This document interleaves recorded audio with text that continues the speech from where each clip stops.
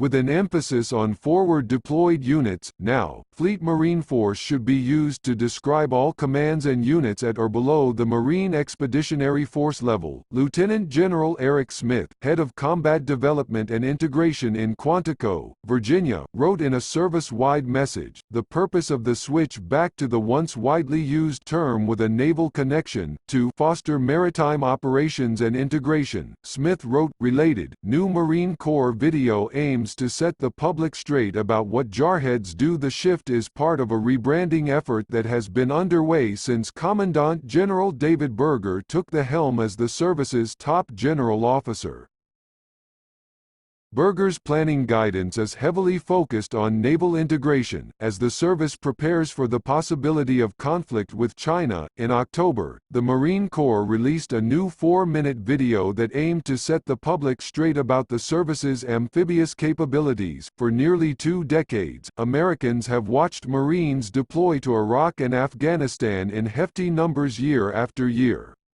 But as tensions continue to rise with China, Berger is steering the force back to naval-based maritime campaigns, which he sees as the Corps' main operating environment. The Commandant said when announcing the policy Tuesday that the Marine Corps must be prepared to be employed as Fleet Marine Forces.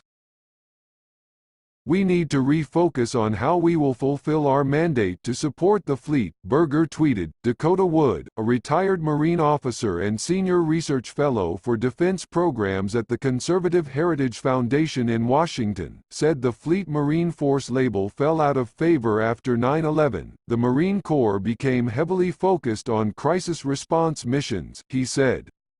"It has stood up sizable land-based special-purpose Marine air-ground task forces that rely on MV-22B Osprey tiltrotor aircraft to deliver Marines long distances to the scene, rather than ships, but now," Wood added, "General Berger's been talking about rediscovering this maritime naval component.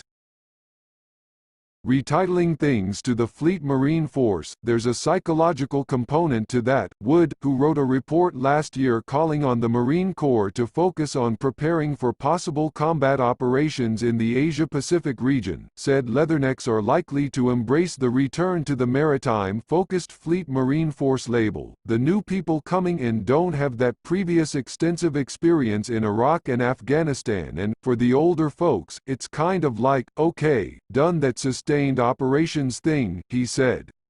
"They're really interested in what makes them different from U.S. Special Operations Command or from the Army. What is it about being Marines that's unique? I think it's a very exciting time in the Marine Corps."